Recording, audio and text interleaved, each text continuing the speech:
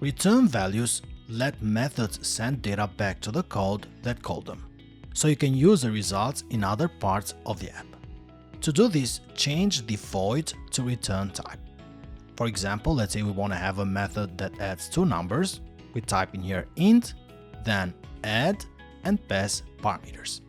Then we just return the first parameter plus the second parameter. When you call it, you just type int sum is equal to add and then pass two values.